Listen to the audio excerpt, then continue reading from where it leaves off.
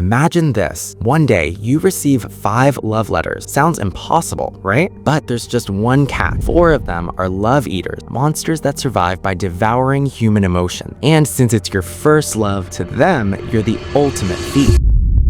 This all starts with a guy named Oishi Q, and unlike most high school protagonists, his biggest fear wasn't exams, ghosts, or public speaking. It was women. Now, Q had a pretty simple way of looking at the world. He believed people were afraid of things they didn't understand. Darkness was scary because you couldn't see what was inside it. Death was scary because nobody truly knew what came after. And for him, women were sitting right at the top of that list. They were completely impossible to understand. One day, while he was lost in those thoughts, someone tapped his shoulder and politely asked if they could talk to him for a moment. The moment he turned around and saw it was a girl, his brain immediately entered emergency mode. To make things worse, the girl casually stepped closer and noticed that his tie was crooked. Before he could even react, she started fixing it for him herself. For a normal person, this would probably just be a nice gesture. For Q, this was basically a boss battle. Trying not to panic, he activated one of his special emergency techniques. Whenever he got overwhelmed around girls, he would start counting in his head to calm himself down. It was apparently his ultimate anti-panic strategy. By the time he managed to regain control, the girl had already finished fixing his tie. Q knew he should thank her, but actually looking into her eyes was way too difficult, so instead, he used another one of his secret survival methods. Rather than making eye contact, he focused on a point next to her face. And that was when he noticed a strand of hair sticking out. Thinking he was being helpful, he pointed it out and even offered his phone so she could check it herself. The second the words left his mouth, regret immediately followed. He was already preparing for the worst. Instead, the girl simply smiled and thanked him for caring enough to mention it. That completely threw him off. According to everything he thought he knew, this interaction should have gone horribly, yet somehow it didn't. Still, Q convinced himself it was just an unusual exception and continued on his way. As he walked through school, Q assured himself that he would have absolutely nothing to do with girls during high school. Unfortunately for him, fate had already ignored that plan, because while he was busy making that promise, several girls were quietly watching him from a distance. Later, near the school store, Q overheard some students talking about a strange school legend. Apparently, there was a special stationery set sold there that could help make love-related wishes come true. The moment he heard the word love, he immediately wanted nothing to do with it. Still, he couldn't help but glancing at the display.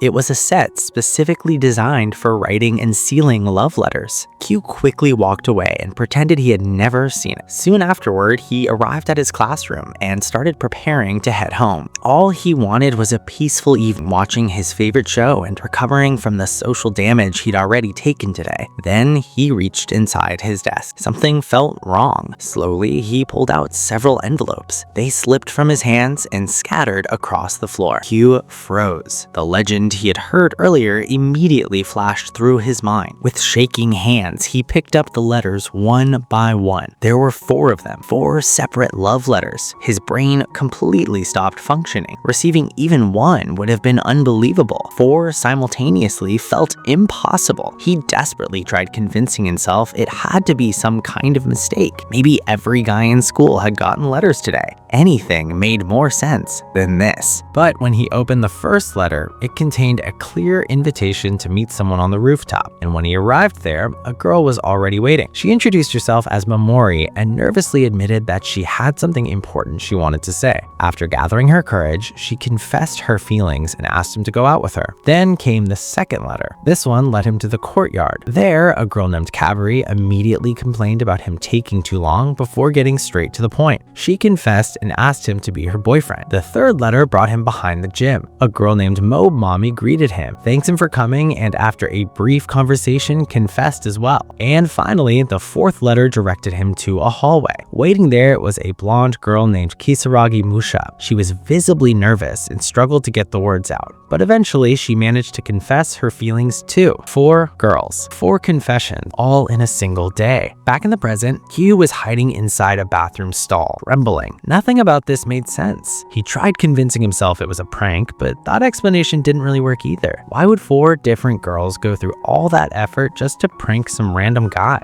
The more he thought about it, the less he understood, and that is exactly what terrified him. Yet, there was another problem. As he replayed the confessions in his head, he realized something strange. Deep down, he was actually happy. That confused him more than anything else. He bent over, trying to understand what he was feeling. His usual avoidance tactics weren't really helping at all. Then, suddenly, a voice interrupted him. The voice claimed it could help him with his love troubles. Kyu looked up and nearly had a heart attack. Peeking over the top of the bathroom stall was an older man. Honestly, after everything that happened today, this might have been the most terrifying thing yet. The stranger introduced himself as Koizora Ken, the school's biology teacher. According to Ken, Kyu had been hiding in the bathroom for nearly 2 hours, which made him worried enough to investigate. Ken confidently declared himself a master of love and claimed he already knew why 4 girls had confessed to Kyu. Naturally, Kyu was more concerned about why his biology teacher was spying on bathroom stalls. But before he could question it further, Ken revealed something even stranger. He had secretly photographed and recorded the locations where the confessions happened. Yeah, this conversation somehow kept getting weirder. Still, Ken insisted there was a good reason for it and invited Kyu to follow him if he wanted answers. Kyu immediately refused. Unfortunately, his opinion didn't matter. The teacher dragged him away and brought him to the school's audio and video room. There, Ken prepared an old recording that had apparently been filmed 30 years earlier. He instructed Kyu to pay close attention because the truth behind everything was hidden inside that video. The projector flickered to life. The footage showed 2 students standing among trees and leaves. Even through the old recording, Kyu could tell that the girl was incredibly beautiful. As the video continued, it became clear that he was watching a confession. The boy confessed. The girl accepted. The 2 held hands. Everything looked perfectly normal. Then they slowly leaned closer together. Kyu already felt like he shouldn't be watching this, but before the couple could hiss, the scene suddenly became horrifying. The girl appeared to literally suck something out of the boy through his mouth. The sight was so bizarre that Kyu could barely process it. That's when Ken finally explained. The girl in the video wasn't human. She was something called a love devourer, a creature that fed on romantic emotions. And according to Ken, the 4 girls who confessed to Kyu belonged to the same species. At this point, Kyu was willing to believe almost anything. After seeing that video, arguing about whether these creatures existed felt pointless. Instead, he focused on the question that actually mattered. Why him? Out of everyone in the school, why had 4 of them chosen him? Ken responded with a simple question. Had Kyu ever been in love before? The answer came immediately. No, not even once. For someone who spent his entire life being terrified of girls, that wasn't exactly surprising. Ken nodded as if he had expected that answer. Then he revealed the reason. The favorite meal of a love devourer was first love, pure, untouched romantic feeling. The rarer, the better. And because Kyu had never fallen in love before, he was basically carrying around the highest quality meal imaginable. The confessions weren't genuine. They weren't interested in him as a person. Their goal was simply to make him fall in love so they could consume those emotions afterward. That was the entire plan. The realization hit Kyu like a truck. Everything suddenly made sense. The letters, the confessions, the attention, none of it had been real. Overwhelmed, he collapsed onto the floor. A little later, after he recovered, Kyu asked the obvious question. What happens to someone after their love gets devoured? Ken's answer was terrifyingly simple. Once those emotions are consumed, they're gone forever. The victim loses the ability to fall in love. Hearing that, Kyu finally understood the danger he was facing.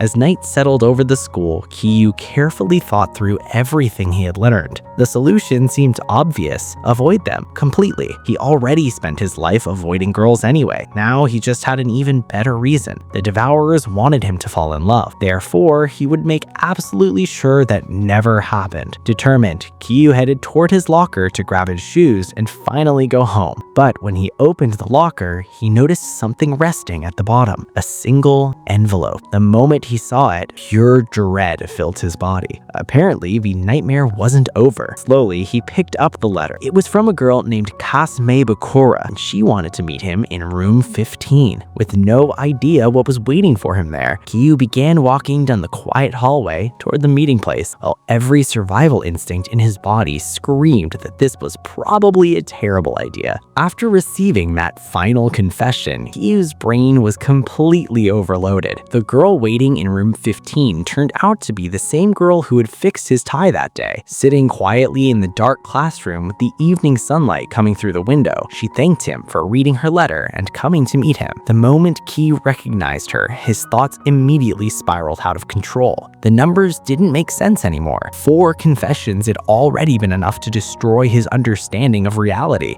Now there was a 5th. As she nervously gathered her courage, Kyu could barely keep up with what was happening. Everything that day felt completely impossible to understand. Then she finally confessed her feelings and asked him to be her boyfriend. Just like that, confession number 5 was added to the pile. Standing there in stunned silence, Kyu realized something important. According to everything Professor Ken had told him, 4 of those girls were supposed to be heart devourers. Only 4, which meant one of them was actually human. One of them confessed because she genuinely liked him. In the middle of all this madness, there was one real confession, one honest set of feelings. But despite that realization, Kyu quickly reminded himself of the decision he'd already made. He needed to reject them all, end the situation, and get as far away from danger as possible. Still nothing. Eventually, she told him not to worry about answering right away. Then she said goodbye and quietly left the classroom. As the door closed behind her, Kyu noticed something he hadn't paid attention to before. She had been trembling. That observation immediately brought back memories of the other confessions. Momori had been nervous too.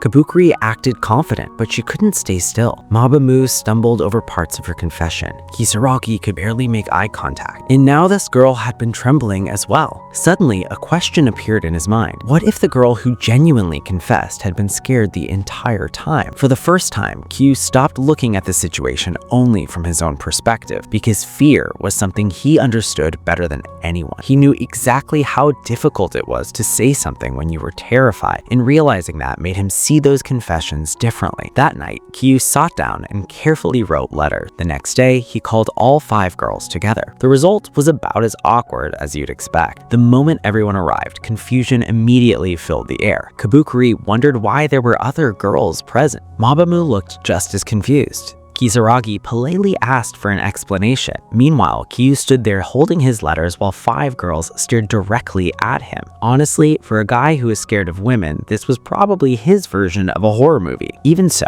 he forced himself to continue. For most of his life, he had run away from things he didn't understand, but now he knew one of these girls had genuinely confessed, and because of that, he didn't want to run away anymore. So instead of giving an answer, he announced his new goal. He would figure out which one of them was the human girl. The 5 girls listened without revealing much of what they were thinking. And just like that, Kyu's strange mission officially began. The situation itself was absurd. Heart devourers looked exactly like humans. They hunted romantic emotions, especially first love. Their victims eventually lost the ability to fall in love altogether. Without realizing it, Kyu had become the perfect target. Now he was trying to identify the one real girl hidden among 4 predators. It sounded less like a romance and more like a detective story that had gone completely off the rails. Later, Kyu visited Professor Ken in the biology storage room and explained everything. The teacher nearly exploded when he heard the plan. He couldn't believe Kyu had agreed to go on dates. To Ken, it sounded like the boy that voluntarily scheduled appointments to get eaten. Kyu quickly clarified that his goal wasn't romance. He planned to discover which girl was human. The reason things had reached this point was actually pretty simple. When Kyu asked for time before giving an answer, one of the girls suggested that he should get to know all of them first. The others immediately agreed. After all, how could he choose someone he barely knew? Then someone pointed out there were 5 school days in a week, 5 girls, 5 dates. Perfect. Even Kisaragi shyly admitted she wanted her chance as well. Kabukuri confidently declared she would obviously win in the end. And somehow, before Kyu fully realized what was happening, the entire schedule had already been decided. After hearing all this, Ken just laughed. trap. Of course the heart devourers would agree. To them, Kyu was basically the most valuable meal on campus. Then the teacher casually wished him luck and asked to report back after getting devoured. Very comforting advice. The moment Ken started leaving, Kyu suddenly remembered another problem. He had absolutely no idea how to go on a date. The poor guy immediately panicked and revealed that he had spent time researching dating strategies and even created an entire dating dossier. The second he started reading from it, Kyu shut him down immediately. At that point, even the teacher thought he was being weird. Still, Ken eventually became serious. He reminded Kyu of the danger. One of those girls might truly like him. The other four were pretending. If Kyu accidentally fell in love with the wrong person, everything would be over. His emotions would be devoured. Mission failed. Game over. Kyu already understood the risk, but despite that, he refused to back away. He explained that he didn't want to ignore someone's genuine feelings simply because he was scared. Girls were still a mystery to him. They still frightened him, but instead of running away, he wanted to try understanding them. That was why he intended to go on every date. For a moment, Ken seemed genuinely moved. Then he immediately compared Kyu to a roasted chicken voluntarily jumping into a fire, which was probably not the motivational speech Kyu expected. Even so, Ken encouraged him to do his best and find the one girl who truly cared about him. Feeling surprisingly supported, Kyu thanked him. And then, despite everything, he once again tried showing him his rainy day dating plans. Some people just never learn. Soon, first date arrived. His partner for the day was Kasai Atsuku, the same girl who had confessed to him in the classroom. The two greeted each other awkwardly,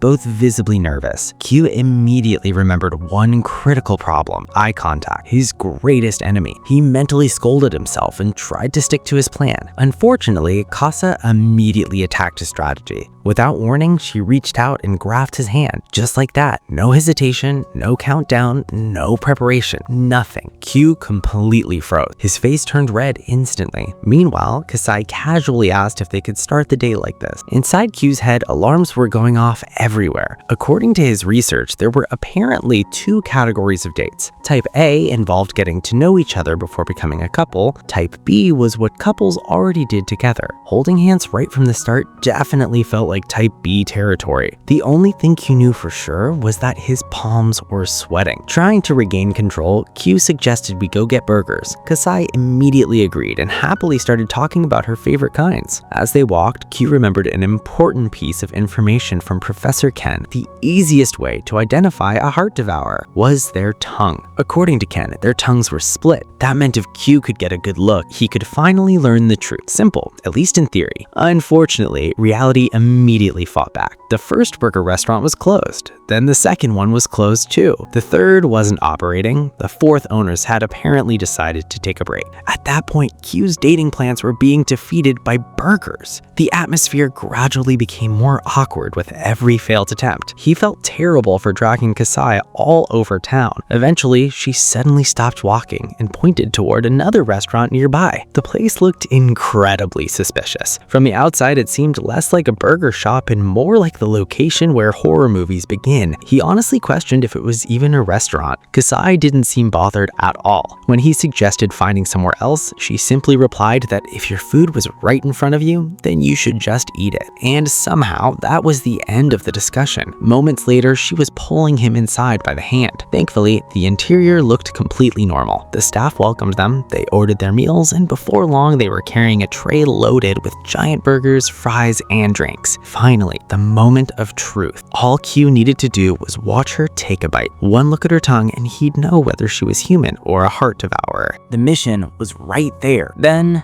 disaster struck. Two children accidentally crashed into him. Kyu lost his balance. The tree tilted. Everything started falling. In a split second, he realized he was about to slam directly into Cause. For one brief moment, he had a perfect angle to see inside her mouth. The exact opportunity he'd been waiting for. But instinct took over. Instead of looking, Kyu threw himself forward to protect her. Burgers, fries, and drinks exploded everywhere. A second later, he was lying on the floor covered in food while the entire restaurant restaurant was staring at him. The chance was gone. The mission had failed. But at least Kaz hadn't gotten hit. She immediately rushed over and asked if he was okay. Meanwhile, other customers were already laughing about the whole situation. Completely embarrassed, Hugh apologized for everything. He apologized for the failed date, for dragging her around town, for somehow visiting half the city's closed burger restaurants, and for not even managing to buy her a burger in the end. Then, while he was still apologizing, Kaz gently touched his chin. Before Q could process what was happening, she leaned forward and kissed him right there in the middle of the restaurant. For a second, Q genuinely thought Kaz had kissed him. Then reality caught up. She had only leaned close enough to bite off the piece of burger that had gotten stuck near his face after the accident. After taking the bite, she pulled away with a satisfied sigh and casually pointed out that one way or another, she had still managed to eat a burger. Meanwhile, Q's brain was busy recovering from several years of emotional damage. Kaz simply told him to cheer up, leaving him completely speechless. Later, while they were walking together, Kaz happily commented that she was satisfied with how the day had gone. To make things even stranger, the restaurant owner ended up giving them an entire tower of burgers as compensation for the earlier disaster. Kaz immediately suggested they visit again someday. Q barely remembered what any of the food tasted like. His mind was still focused on one problem. He still hadn't seen her tongue. The entire purpose of the date had failed. As he desperately searched for alternatives, he started thinking about foods that required opening your mouth wider. Then, Kaz suddenly burst into laughter. She explained that she had just remembered the ridiculous face he made while falling earlier and couldn't stop thinking about it. As she laughed, Hugh noticed something. Her tongue was almost visible. At that moment, he realized he'd been approaching the problem completely wrong. He didn't need to force opportunities, he just needed her to laugh. That sounded much easier. Unfortunately, making people laugh was not exactly one of his strengths. As they continued walking, Kaz mentioned that they were already close to the train station. Then, completely out of nowhere, she admitted that after spending the day together, she liked him even more. Q immediately froze again. Honestly, this poor guy spends half his life frozen. Still holding his hand, Kaz moved a little closer and directly asked what he thought of her. Q started stumbling over his words. Then she suddenly asked something that nearly stopped his heart. Did he think she was a love devourer? The question hit him like a truck. Kaz explained he had spent the entire day staring at her mouth, which, to be fair, was not exactly subtle behavior. After letting go of his hand, she stepped back and calmly said that if he was really curious, she didn't mind showing him. Before Q could stop her, she opened her mouth. Immediately, he remembered everything Professor Ken had told him about split tongues. This was it. The answer was right in front of him. The two stood there in silence. Cass even stuck her tongue out and asked if he could see it. Unfortunately, there was one small problem. It was dark, and they weren't standing close enough. Hugh awkwardly admitted that he couldn't actually see anything. Kaz sighed and jokingly complained that she had gone through all that effort for nothing. At that point, Hugh started wondering if she was just teasing him. Still, her earlier comment bothered him. Why had she brought up Love Devourers at all? So, he finally asked if she knew about them. Kaz smiled and casually answered that she knew exactly what they were. Then she pulled out her phone. A second later, she showed him a video from a YouTube channel discussing urban legends. One of the topics was Love Devourer. Apparently, she enjoyed watching videos about strange creatures and mysteries, including things like the chupacabra and other urban legends. She then asked if he watched those kinds of videos too. Q awkwardly admitted that he barely knew anything about them. Kaz immediately noticed something strange. If that was true, then how did he know about Love Devourers in the first place? And just like that, the interrogation began. She pointed out that she had already shown him her secret. Now it was his turn. Q tried dodging the question. It didn't work. Kaz kept staring at him until he finally surrendered. Realizing he couldn't lie his way out of this, he suggested grabbing some hot drinks first, mostly because he needed time to figure out how to explain everything. With drinks in hand, Q eventually told her the truth. Well,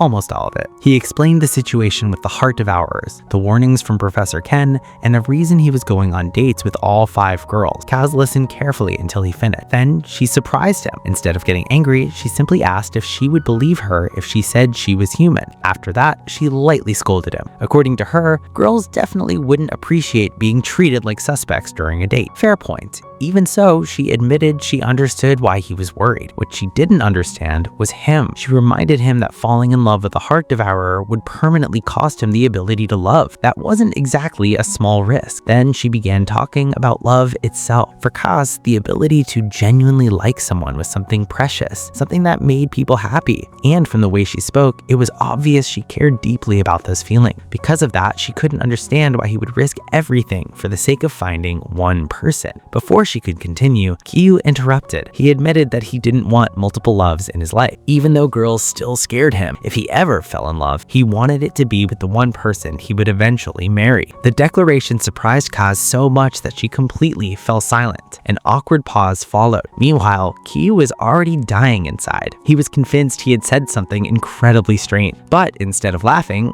Kaz seemed genuinely happy. With a small smile, she told him that she wanted him to figure out for himself whether her feelings were real or fake. Then she stood up and prepared to leave. Before going, she looked back one final time and once again told him that she liked him. Gathering his courage, Kyu thanked her for the coffee and shyly asked if they could go out again sometime. After she disappeared from sight, he finally let out a long sigh. The first date was over, and somehow he had survived. As he walked home, guilt started creeping in. Part of him wondered if he should have revealed so much about what he knew. After all, if the other girls really were heart devourers, you usually hid their identities. Letting them know he was aware of everything might only make things harder. Yet, despite those worries, he couldn't regret being honest with Cass. Thinking back on the entire day, he realized something. Deep down, he wanted her to be the human girl. Meanwhile, far away from him, Cass was thinking about the date too. Everything about Kyu matched the image she already had of him. He was kind, he was honest, and despite being terrified of girls, he kept trying his best. The more she thought about it, the more she realized she liked him. Then a sharp sensation appeared on her tongue. The coffee from earlier had burned it slightly. That small pain triggered another memory. When she confessed to Kyu, she had felt an overwhelming urge to devour his first love. She knew there was a very real possibility that he would eventually find the human girl among the five. And if that happened, his first love would belong to someone else. Cass couldn't allow that. No matter what happened, she intended to make him fall for her. Because the truth was simple, Cass was a heart devourer, and unlike humans, she didn't truly understand love. To her, love had always been food. That night, she returned to her apartment, went through her normal routine, and tried distracting herself with everyday things. But no matter what she did, memories from the date kept returning. The image of Kyu's embarrassed face, his awkward reactions, the way he blushed. Again and again, those moments replayed in her head. Each time they did, she immediately tried denying whatever she was feeling. Eventually, Friday came to an end. Meanwhile, Kyu spent the entire weekend preparing for the next date. And by preparing, I mean this man literally practiced his sense of humor. Bro was training jokes like they were combat techniques. Unfortunately, Monday eventually arrived. Soon afterward, Kyu received a message asking him to come to the school gym. His second date was about to begin. When he arrived, a basketball suddenly flew through the air. A second later, the shooter jumped up and scored perfectly. Standing there was Momori. The girl looked completely different from what he expected. She moved confidently across the court, making shot after shot while clearly having the time of her life. Students nearby even applauded her performance. Momori happily thanked them before noticing Kyu standing near the entrance. Immediately, the familiar question returned. Was she human, or was she another heart devourer? As he watched her play, he found himself comparing everything to his date with Cass. Part of him still hoped Cass was the human girl, which meant the chances of Momori being a devourer felt much higher. Eventually, Momori noticed him staring. Thinking he was bored, she apologized. Kyu quickly denied it. Then she casually revealed that he had been standing there watching for nearly an hour.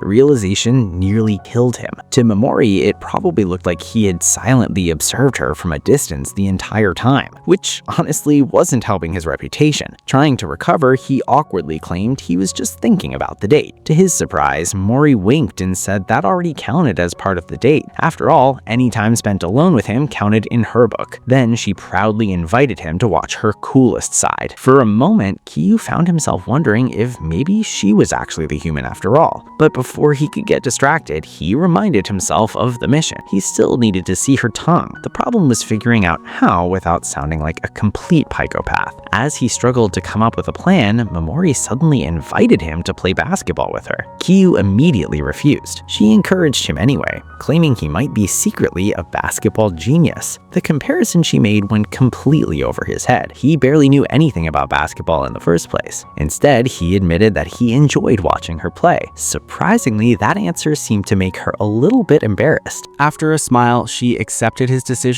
and continued practicing. Not long afterward, Momori mentioned that she was thirsty. The moment Kyu heard that, an idea appeared. A drink meant an opportunity. An opportunity meant a chance to see her tongue, and a chance to see her tongue meant progress. Immediately, his mental dating program activated. After scanning the area, he found a cafe nearby and suggested it. Momori pointed somewhere else. Apparently, she wanted a very specific drink, and the drink in question sounded completely insane. It was a bizarre soda made from ingredients that had absolutely no business being inside a beverage. When Kyu asked whether it was even good, Momori cheerfully admitted that most people said it tasted terrible. Naturally, she wanted to try it, because apparently that's how her brain worked. A few minutes later, she dragged him through an alley while searching for the vending machine that supposedly sold it. Kyu was already convinced they wouldn't find anything. Then, Momori got distracted by a kebab stand, and just when he thought the search was over, finally she spotted the vending machine. Unfortunately, instead of the strange soda she wanted, another drink was sitting inside. The strange drink that Momori had been searching for all afternoon finally appeared, or at least that's what she thought. The moment a can dropped from the vending machine, she immediately opened it and started drinking without hesitation. Kyu stared at her in confusion. A few seconds later, Momori suddenly froze and realized something. That wasn't the bizarre caviar and sea urchin soda she'd been searching for. She had completely forgotten about it and grabbed something else instead. At that point, Kyu came to a conclusion.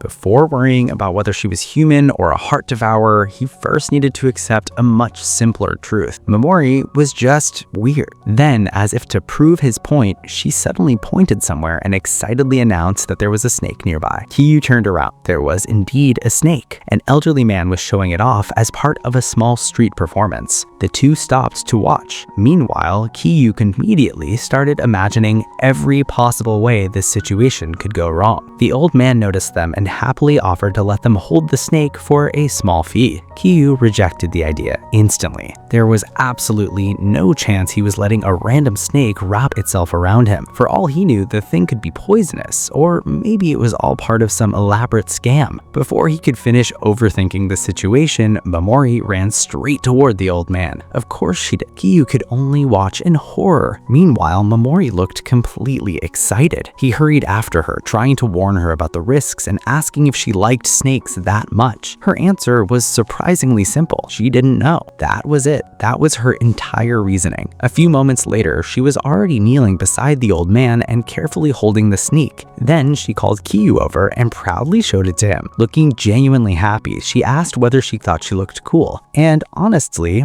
she kinda did. Watching her interact so casually with something that terrified me made me realize how different we were. His entire life, he had avoided things he didn't understand. Momori ran directly towards them. The contrast couldn't be clearer. Seeing her like that, Kyu couldn't help but admire her. The old man became so emotional after seeing them interact with the snake that he eventually let them spend time with it free. As they continued walking afterward, Momori happily talked about how much fun she had. Then she revealed something unexpected. She didn't actually like snakes. Kyu nearly stopped walking. The girl looked completely fearless the entire time. Momori explained that the cold scales and the snake's stare were honestly pretty scary. Even so, she still enjoyed the experience because she had learned something new, and to her, that made it worthwhile. Then she started listing other things she wanted to try someday. The list included animals and experiences that sounded increasingly questionable. At that point, Kyu was beginning to understand how her mind worked. Eventually,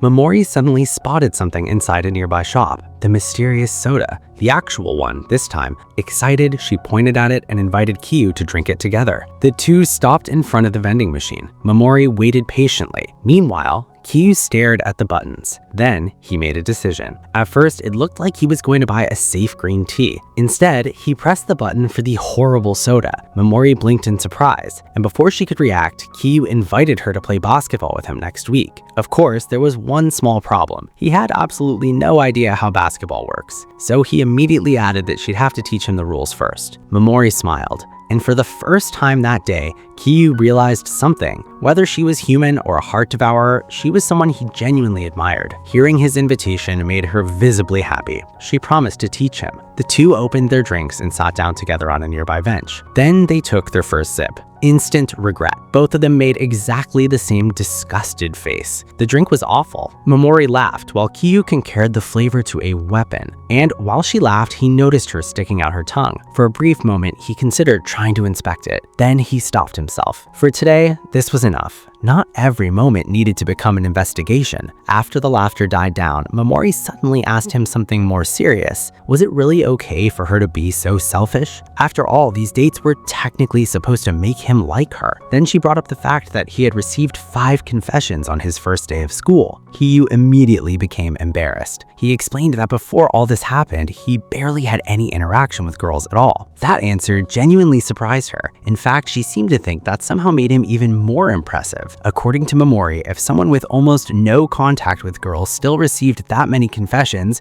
then it had to be love at first sight. Kyu quickly rejected the idea. As far as he was concerned, only one of those confessions was real. The others were all part of the Heart Devourer's plan. Then, another thought crossed his mind, one he probably should have asked much earlier. Why would the real girl like him in the first place? What reason could she possibly have? After thinking about it, he came up with a theory. Maybe he had already met the human girl before entering high school. If they knew each other beforehand, that would explain everything. So he directly asked Momori whether they met before the entrance ceremony. The question caught her completely off guard. Before she could answer, however, her phone rang.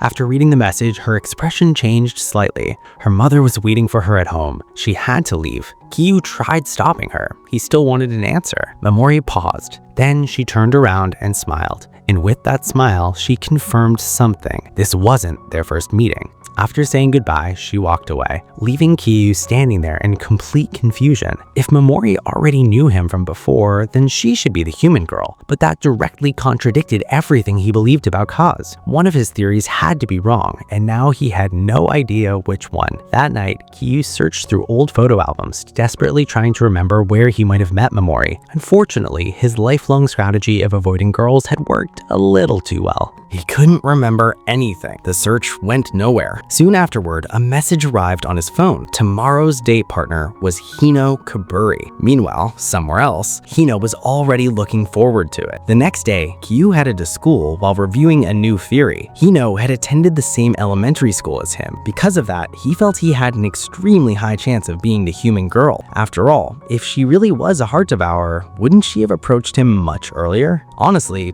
the logic sounded pretty convincing in his head. Then someone suddenly covered his eyes from behind. It was Momori. Immediately, Kyu complained that surprise physical contact required emotional preparation. Momori burst out laughing. The two started chatting while walking toward the cafeteria. At that moment, Kyu remembered something important. Hino was the human girl, then Momori had to be a heart devourer, which meant the cheerful girl talking beside him was potentially one of the creatures trying to devour his first love. Trying not to panic, he decided to act normal. Momori then proudly showed him an enormous loaf of bread. The thing was ridiculously large. She admitted she wasn't sure if she could finish it. Unfortunately, her stomach immediately betrayed her by growling loudly. Kyu's entire strategy collapsed. How was he supposed to stay cautious when things like this kept happening? After buying the bread, Momori cheerfully announced that today was her lucky day. Apparently, her horoscope predicted complete disaster, but simply seeing him smile had already made the day worthwhile. The comment hit Kyu like a critical attack. Before he could recover, some of her friends called her over. Momori waved goodbye and hurried away. The moment she disappeared, Kyu immediately started scolding himself. His heart had absolutely no business reacting to comments like that. Unfortunately, the emotional ambushes weren't finished. The moment he turned around, he nearly bumped into Casimir. Panic immediately returned. According to his latest theory, Casimir was probably a heart devourer too. Yet there she was, standing right right in front of him. Kazumir casually mentioned she was getting tea while Kyu desperately searched for an escape route. Instead, she cornered him with a question. How was his search for the real girl? Kyu tried pretending he hadn't learned anything. Kazumir immediately called him out for lying. Then she started teasing him, saying he was incredibly easy to read. According to her, if he ever tried cheating, he'd probably get caught immediately. Kyu could only stare. The scary part wasn't the teasing, it was how accurate she was. Kazumir knew him. She genuinely understood him. While grabbing a drink from the vending machine, she explained exactly why. Because she paid attention to the person she liked. She described him as someone incapable of lying properly, someone almost painfully honest, someone whose sincerity could probably get him into trouble someday. By the time she finished, Kyu was bright red. Kazumir simply smiled and pointed out how easy it was to make him happy. Then she casually said goodbye and left. The interaction lasted only a few minutes, yet it left Kyu feeling like he had narrowly survived a natural disaster.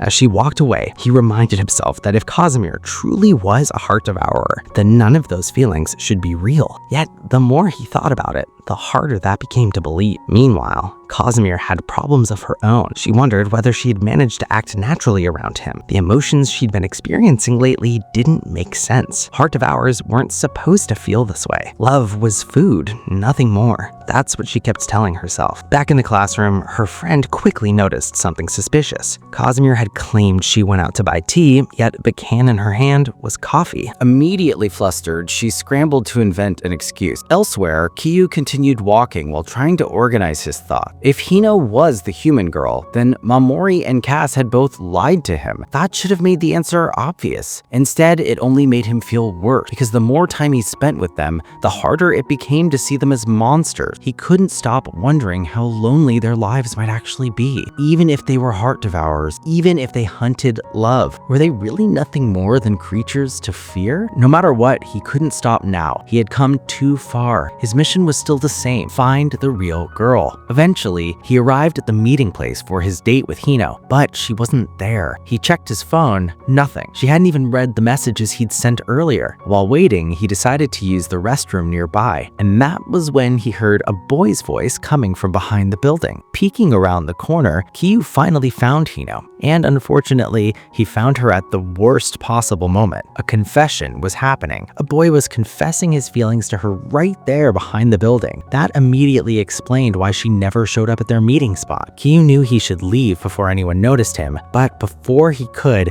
he heard Hino reject the confession. She calmly explained that she already liked someone else. The moment Kyu heard that, a dangerous thought entered his head. Could she be talking about me? Unfortunately, things got much worse immediately afterward. Even after rejecting the boy, Hino thanked him for his feelings. Then she leaned forward and devoured them right in front of Kyu's eyes. The familiar forked tongue appeared. The emotions were consumed, and just like that, the truth became undeniable. Hino was a heart devourer. Kyu froze. His carefully constructed theory instantly collapsed. Everything he believed about Hino being the human girl vanished in a single moment. Then Hino looked up and spotted him watching. For a brief second, their eyes met. Then, incredibly, she smiled, as if absolutely nothing unusual had happened. She cheerfully called him over and asked if he was ready for their date. Meanwhile, Kyu was busy trying not to die. His body was practically leaking fear. Yet, Hino acted completely normal, casually suggesting places they could visit together. The park, the aquarium, even her house since her parents weren't home. That final suggestion nearly caused additional emotional damage. Finally, Kyiv snapped and pointed directly at the unconscious boy. He confronted her being a heart devourer. Hino didn't even deny it. Instead, she calmly explained why her theory had been wrong. Yes, they had known each other since elementary school, but heart devourers only develop their appetite between the ages of 10 and 14. Back then, she simply hadn't recognized how valuable his first love was. Then she asked him something surprisingly direct. Would he reject her simply because she was a devourer? The question caught him off guard, because standing in front of him didn't look like some terrifying monster. She looked normal, too normal, and honestly, that made things even more confusing. He realized how little he actually knew. Everything he understood about heart devourers came from rumors, internet stories, and Professor Ken. None of those sources sources felt completely reliable. Maybe spending time with Hino could help him learn more. The moment that thought crossed his mind, Hino somehow seemed to figure it out instantly. Before he even said anything, she was already smiling. So Kyu made a decision. He asked her to continue the date, exactly what she wanted to hear. Without wasting a second, Hino grabbed him and pulled him along. The date officially began, and Kyu immediately reminded himself that no matter how normal she seemed, he absolutely could not lower his guard. Unfortunately, Hino made that extremely difficult. The girl loved physical contact. Every few minutes, she would grab his arm, pull him somewhere, or suddenly appear way too close. Meanwhile, Kyu was internally repeating every mental defense technique he had ever developed. Eventually, they stopped at a crepe stand. A few moments later, Hino returned holding a crepe and offered him a bite. Immediately, Kyu's imagination started running wild. If they ate from the same spot, would she somehow devour his feelings? Did emotional consumption work through indirect contact? Did sharing food count? He had absolutely no idea. To make matters worse, she didn't just offer him the crepe. She tried feeding him directly. The poor guy almost short-circuited. After somehow surviving that encounter, Hino dragged him away again and insisted they take a photo together. Then she suggested making a heart shape with their hands. To Kyu, it looks less like a romantic pose and more like some kind of forbidden ritual. The final picture perfectly captured his suffering. The date continued with karaoke. There, Hino completely dominated. She scored incredibly high and proudly demanded praise afterward. Kyu gave a very modest compliment. Unfortunately, that wasn't enough. Hino immediately demanded additional rewards. Specifically, she wanted him to pat her head. Once again, Kyu questioned whether basic human interaction could somehow result in emotional theft. Eventually, he gave in, and surprisingly, Hino looks genuinely happy. Later, while she went to get drinks, Kyu sat alone and reflected. For just a moment, a dangerous thought crossed his mind. Could Heart Devourer still be the right girl? He immediately rejected the idea. It was impossible. Everything about her confession had been built on a lie. She hadn't even remembered him before becoming interested in his first love.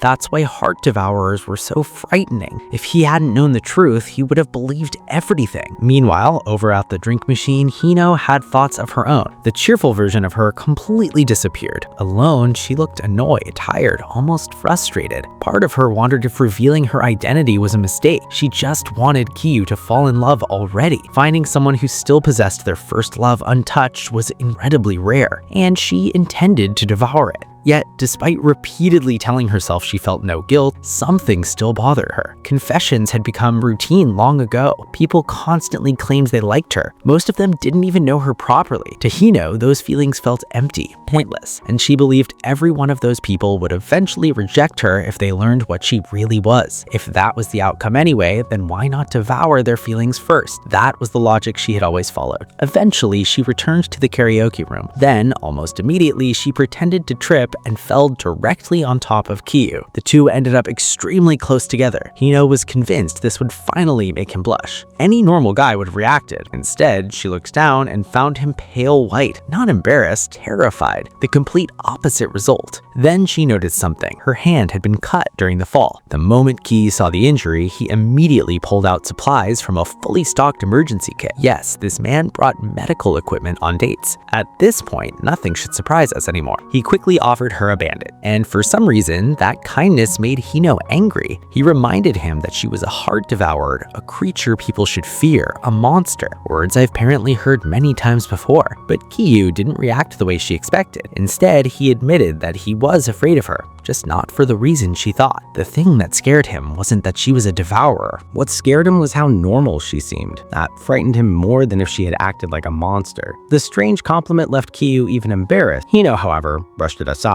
As far as she was concerned, he would eventually fall in love with her anyway. Kyu immediately promised he would do everything possible to prevent that. So she simply handed him the microphone and ordered him to sing. The result was catastrophic. His performance was terrible. Hino made sure he knew it. By the end of the day, Kyu learned two important things. First, Hino was definitely a heart devourer. And second, she was still a girl, not some mysterious creature beyond understanding. Just a girl. That realization stayed with him long after the date ended. Back at home, he was shocked by the number of messages she sent afterward. Among them was one she seemed unusually serious about. She asked him not to tell anyone that she was a heart devourer. Apparently, they were people who actively hunted them. Kyu agreed, even though he wasn't entirely entirely sure what that meant. A little later, another message arrived. Now, they shared a secret together. That message lingered in his mind, and when he thought about people hunting heart devourers, only one person came to mind: Professor Ken. The timing couldn't be worse because Wednesday arrived, and Wednesday belonged to Mabu.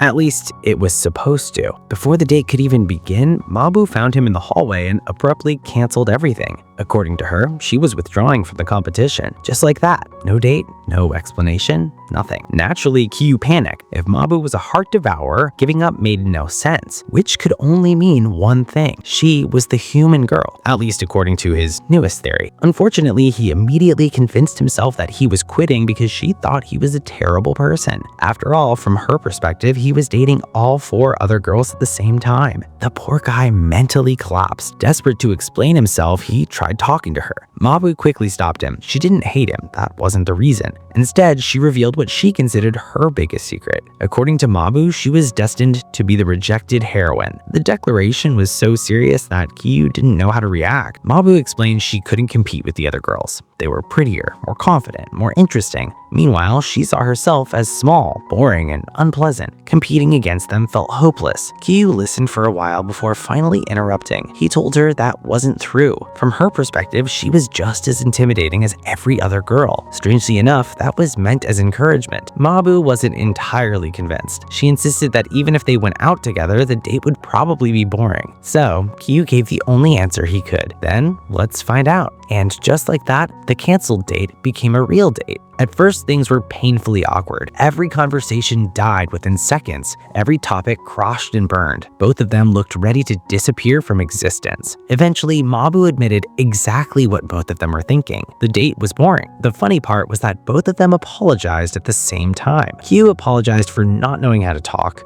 Mabu apologized for accepting the date in the first place. Then she told him to close his eyes. For a moment, Kyu thought she was giving him a chance to escape. Instead, he stayed. And while thinking about the problem, he realized something. His previous dates worked because the girls carried the conversation. This time, he had to do something himself. After searching for ideas, he settled on the universal solution: entertainment. Soon they arrived at an arcade. To his surprise, Mabu admitted she'd never been to one before. Kyu immediately assumed it was because she didn't have many friends. And judging by her reaction, he wasn't entirely wrong. Still, she said she wanted to go inside because this time she wasn't alone. That answer instantly gave Kyu hope. Inside, everything felt overwhelming. Bright lights, loud sounds, machines everywhere. The two wandered around with a cup full of tokens. For the first time all day, Mobe looked genuinely excited. She wanted to try everything. Kyu felt relieved. The date had finally been saved. Now he only needed one thing: make her laugh, see her tongue, continue the investigation. Simple. Or at least it would have been simple if Mobe hadn't somehow spent every single token almost immediately. The entire supply vanished in record time. Afterward, frustrated by several near victories, she wandered through the arcade looking for something else to do.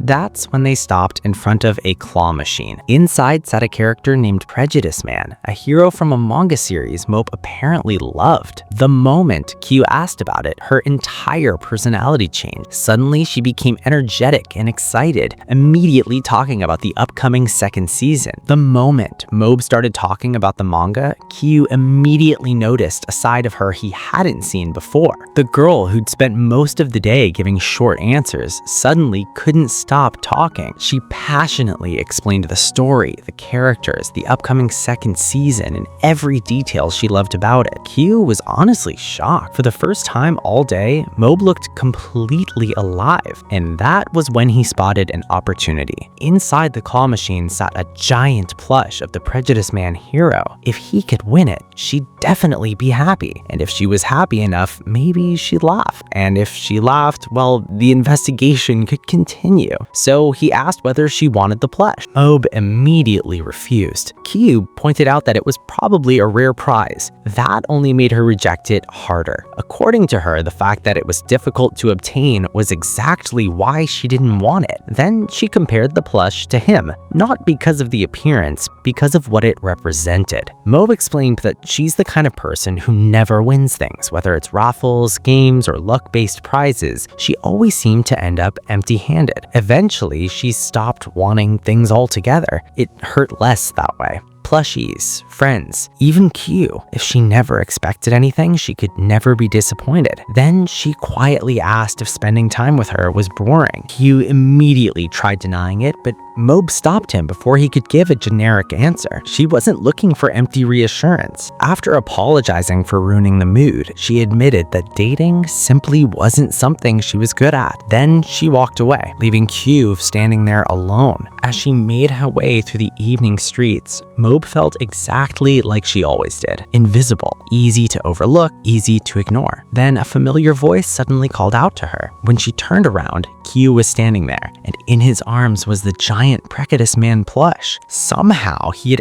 actually won it. Completely embarrassed, he explained that he decided to give the machine a try. The two immediately started apologizing. Q for disappearing without saying something, Mobe for walking away. Then Q nervously admitted something. He wasn't good at dating either, not even remotely. So instead of forcing themselves into something they neither understood, he suggested something else. Next time, could they just hang out as friends? The proposal caught Mobe completely off guard. Q explained that he still didn't know much about her. He didn't know whether she was the human girl or a heart devourer. He didn't know how he felt yet, but he wanted more time to get to know her properly, even if it was only as classmates, even if it was only as friends. For now, that was enough. Instead of answering immediately, Mob asked him to hold up the giant plush. Completely confused, he raised it over his head. Then Mob grabbed onto the plush and hung from it. The result was immediate. She lost balance and fell backward, yet somehow she was smiling. Mob explained that maybe things really could change if she actually tried. Maybe effort mattered after all. Then she accepted. She said she would like being friend. For now, that was enough for her too. That day, Kiyu learned something important. Whether Mob was human or not, she was trying to move forward, trying to change, and that effort felt genuine. The mood remained warm until Mob casually admitted she planned to sleep with the giant plush every night. Unfortunately, she had also compared the plush to Kiyu earlier. The realization hit both of them at exactly the same time. Kiyu nearly exploded from embarrassment. Mob reacted by kicking him repeatedly. Apparently, friendship came with physical damage. Eventually, they reached the train station.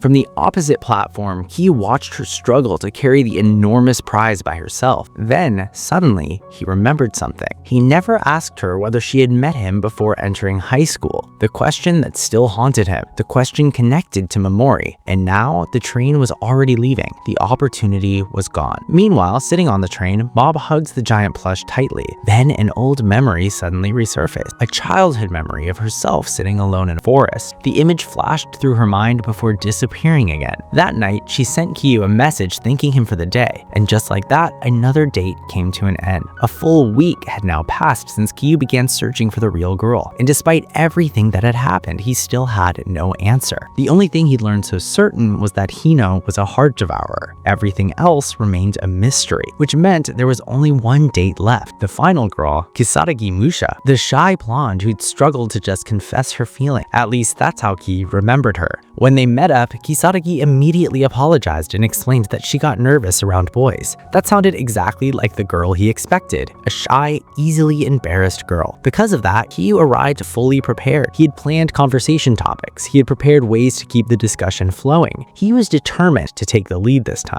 Then, Kisaragi completely destroyed every expectation he had. Without warning, she opened her arms and announced she wanted to kiss him. Kiyu's brain instantly stopped working. The poor guy wasn't prepared for this scenario at all. The two stood there in complete silence. Kisaragi awkwardly pretended she hadn't said anything. Meanwhile, Kiyu desperately tried to process reality. At that moment, only two possibilities existed. Either Kisaragi genuinely liked him, or she was a heart devourer willing to do absolutely anything to make him fall in love with her. And honestly, neither option was helping his stress levels. Flustered beyond belief, he asked her for more time, then explained that a kiss should happen between two people who genuinely liked each other. For a moment, Kisaragi seemed disappointed. Then she opened her bag and somehow things got worse. Inside was a transparent plastic sheet. She calmly suggested they could kiss through that instead. Kyu immediately rejected the idea, so she pulled out another sheet. Apparently, this one had patterns on it, as if that somehow solved the problem. At that moment, Kyu realized a horrifying truth. Kisaragi wasn't shy.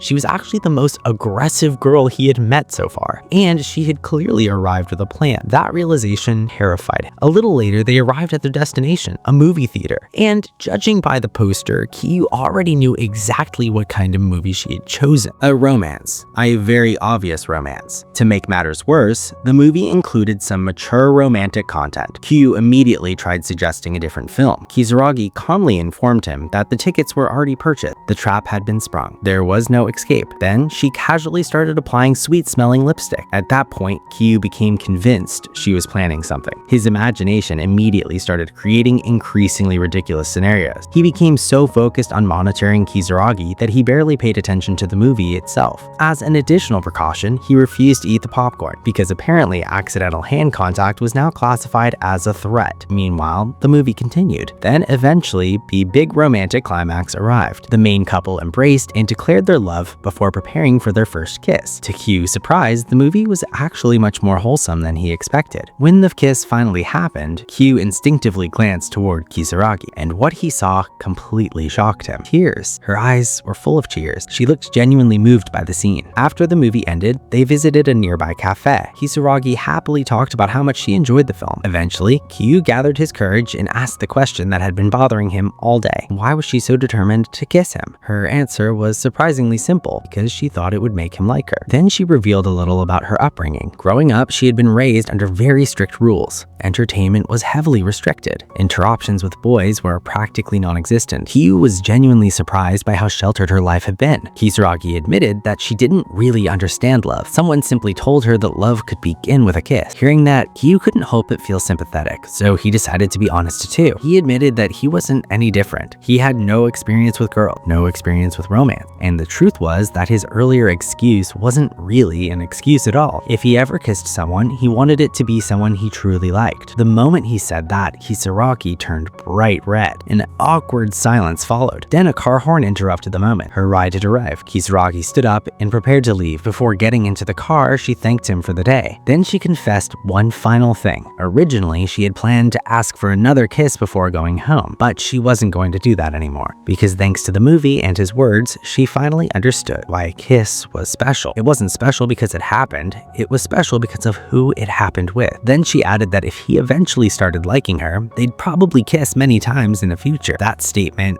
instantly turned both of them red. Promising that they'd meet again, she got into the car and left. Watching it disappear, Kyu found himself reflecting on everything that had happened. Whether Kisaragi was human or a heart devourer, she seemed genuinely interested in understanding love. And after spending time with all 5 girls, he'd learned something important. The girls he once saw as frightening and impossible to understand weren't nearly as terrifying as he'd imagined. In fact, he found them a lot cuter than he expected, which created a brand new problem. What exactly was he supposed to do now? Meanwhile, inside the car, Kisaragi was having thoughts of her own. When asked how the date went, she admitted that she had fun. She'd been nervous the entire time. Her heart was practically trying to escape her chest, but one thing had become clear. He was kind, sincere, gentle, and unbelievably pure. For the first time, she felt certain about what she wanted. She wasn't going to let the heart devourers have him. She would make Oishi Kyu fall in love with her first. Elsewhere, Callispa sat in a clinic while a doctor confirmed that she was healthy. As usual, she received medication designed to suppress her hunger. After leaving the clinic, Callis was still trying to convince herself that nothing unusual was happening. The doctor had immediately noticed the change in her. According to her, Callis looked softer than before, gentler. Naturally, the doctor jumped to the obvious conclusion and asked whether she might be in love. The reaction was immediate. Callis denied it with everything she had. That was impossible. She was a heart devourer. The very idea sounded ridiculous. The doctor wasn't convinced for a second. She reminded Callis that before being a devourer, she was still a high school girl. Then she handed over something special, a small bottle containing an artificial tongue. The prosthetic could temporarily hide a devourer's split tongue. tongue, making it look completely normal. It even moved naturally. The only downside was that it dissolved after about 24 hours. The doctor explained that it was meant for emergencies, situations where a devourer's identity might be exposed. Kalis thanked her, then immediately announced she wanted to use it right away. The doctor raised an eyebrow.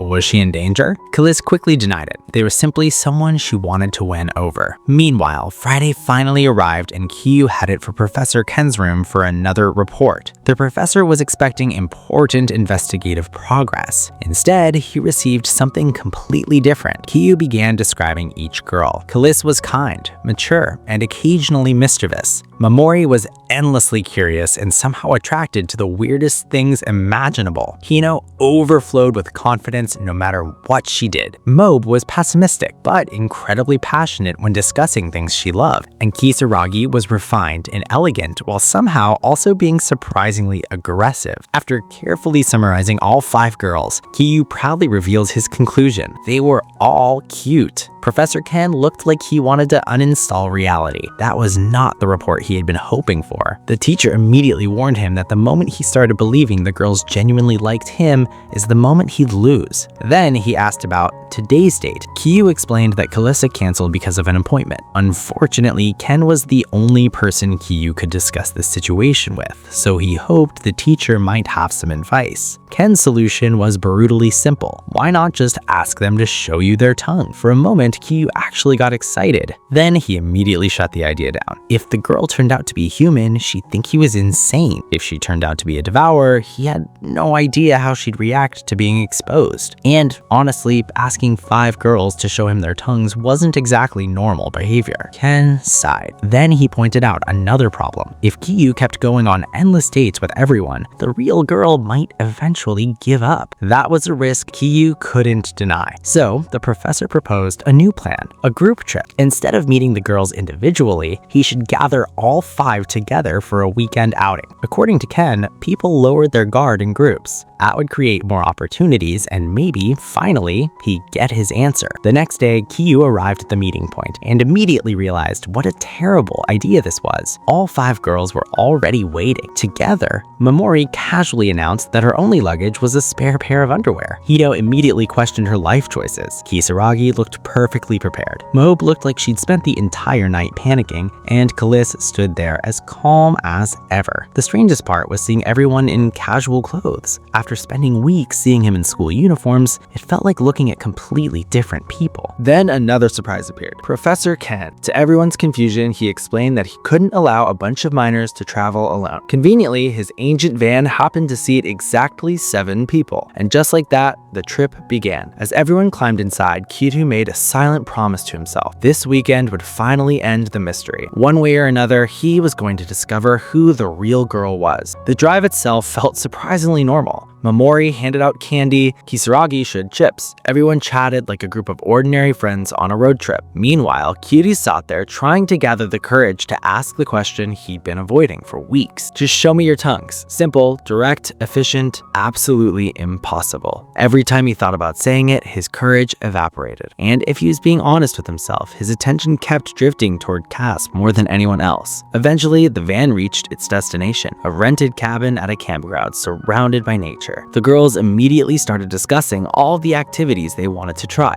Mamori talked about exploring, Hino wanted action. Everyone seemed excited. Kyuru quietly admitted to Ken that he was relieved. Part of him had worried the girls would make things awkward since all of them technically liked him. To prepare for that possibility, he'd even asked Mob to bring a board game. Ken looked completely unimpressed. Then Kyuru reveals his real plan. He believed laughter was key. If the girls genuinely laughed and relaxed, eventually he'd get a chance to see their tongue. That was why he was happy to see everyone getting along. The professor immediately attacked that optimism. For all they knew, the girls might be pretending. Maybe they were only being nice because they wanted to impress him. Maybe they secretly hated each other. And honestly, that was possible. Even worse, despite all the smiling and laughing, Kyuru still hadn't seen a single tongue. Not one. Ken's criticism hit harder than expected. Still, when Kyuru looked at the girls enjoying themselves, he couldn't bring himself to doubt them. Not completely. Mamori soon called him over. ending the conversation. For now, he decided to stop overthinking and simply enjoy the trip. The activities began immediately, and they were chaos. Zipline had supposedly been Mob's idea, which made her terrified screaming even funnier.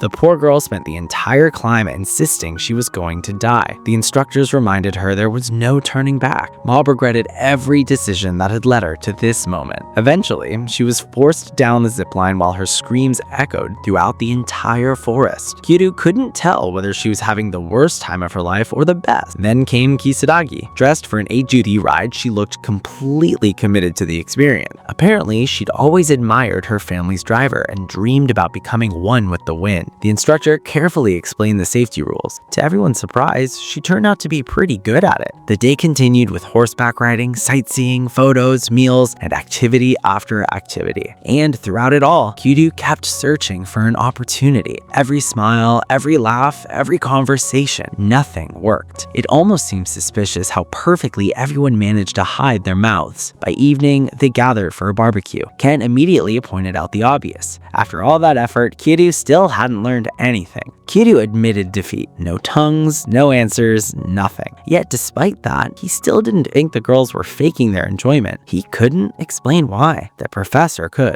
According to Ken, that's exactly how heart devourers trapped people. The poor boy was walking directly into danger. Maybe. But as Kiryu watched everyone smiling together around the campsite, he still couldn't bring himself to believe those smiles were completely fake. From a distance, Cass quietly observed him. Night eventually fell. The stars filled the sky. A campfire crackled nearby. The girls roasted marshmallows and chatted happily while Kiryu sat slightly apart from the group, lost in thought. Then Cass approached him. She handed him a cup of coffee. The two sat together watching the flames in comfortable silence. After a while, Cass quietly commented that he'd changed. Back when they first met, his eyes were filled with fear and suspicion. Now there was something softer there, something gentler. The observation immediately embarrassed him. Cass then asked whether all those dates had finally gotten him used to girls, or perhaps whether he'd started liking the heart devourers too. The question landed like a direct hit. Before he could recover, she asked another. Had he found the real girl yet? Kiryu denied it immediately. That was exactly why he was still searching. Cass nodded, as if she'd expected that answer. Then she thanked him, because thanks to him, she'd finally made a decision. Before Kiryu could ask what she meant, Cass returned to the group. Then she made an announcement. According to Cass, Kiryu had spent enough time with all of them. It was time he chose. The atmosphere around the campfire instantly changed. The girls turned towards him, waiting, watching, listening. Cass calmly asked the question everyone wanted answered. Which girl did he like the most? Panic immediately took over, and before Kiryu could recover, Cass added another rule. After he made his choice, both sides would exchange requests. One request from him, one request from the chosen girl.